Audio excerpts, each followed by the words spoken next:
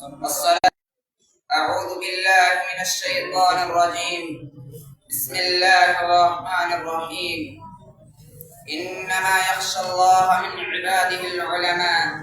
صدق الله العظيم. جنہیں میں ڈھونڈتا تھا آسمانوں میں زمینوں میں،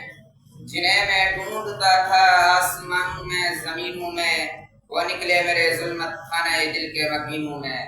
جلا سکتی ہے شمع کشتہ کو موج نفسن کو، جلا سکتی ہے شمع کشتہ کو موج نفسن کو، الہی کیا چھپا ہوتا ہے اہل عشق کے سینوں میں۔ نہ پوچھ ان خرقہ پوشوں کی ارادت ہو دے تم کو، نہ پوچھ ان خرقہ پوشوں کی ارادت ہو دے تم کو، یدے بیضا لیے بیٹھے اپنی آستینوں میں۔ قابل قدر سامعین کرام اور مہمانان عظام، آج منجاران باصفا، شہیدان اشکوفا، وارثان بلال اور عشاق نبی کے تذکرے کی سعادت حاصل کر رہا ہوں، جن کا قلب و جگر نبی کی عظمت سے معمور تھا، جن کا دل عشق نبی سے سرشار تھا،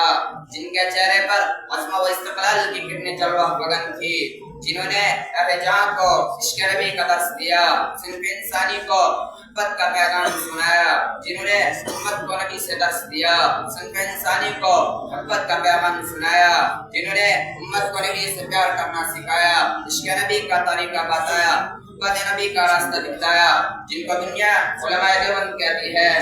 لیکن میرے عزیز دوستو، میں حیرانیت کے سمندر میں غرق سرگرداں و پریشان ہوں کہ اس قلیل وقت میں ایسے عظیم الشان وسیع و بسیط موضوع پر کس طرح رد نشائی کر سکوں، جس کا غیر نبی کھلے الفاظ میں اعتراف کیا ہے۔ ان کے کن کن گوشوں کو لوگ زبان پر لاؤں، ان کے کن کن خوبیوں کو بیان کروں اور کن کن خصوصیات کو نظر انداز کروں، ان کے عشق نبی کے واقعات کا سیر کراؤں یا ان کے مجاہدان کردار کی روایات سناؤں، عشق نبی سے سرشار مولانا قاسم نانوتوی رحمۃ اللہ کے سفر حج کی منزل کشی کروں، یا روزہ اطہر پر مولانا حسین احمد مدنی کے درس حدیث کی جھلک دکھاؤں،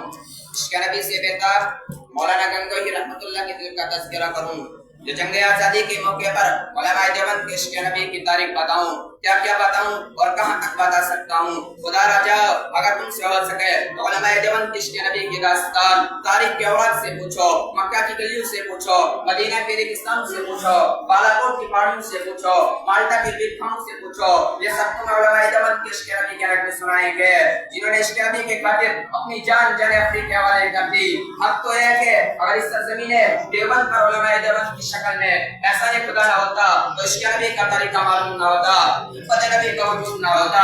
اگر علماء دیوبند نہ ہوتے ہمیں نبی کو اپنے نبی سے پیار کرنا نہ آتا، اگر علماء دیوبند نہ ہوتے تو ہمیں نبی کو اپنے سینوں میں بسانا نہ آتا، نبی سے چمٹنا نہ آتا۔ دوستو،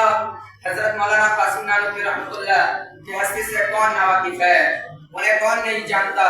جو علماء دیوبند کے سب سے بڑا لیڈر، سب سے بڑا قائد، سب سے بڑا رہنما، جب بیت اللہ حج کرنے جاتے ہیں، مدینہ کے قریب پہنچتے ہیں، عشق نبی سے سرشار مولانا قاسم نانوتوی رحمۃ اللہ مدینہ سے 7 میل ہی پہلے اپنا جوتا اتار لیتے ہیں۔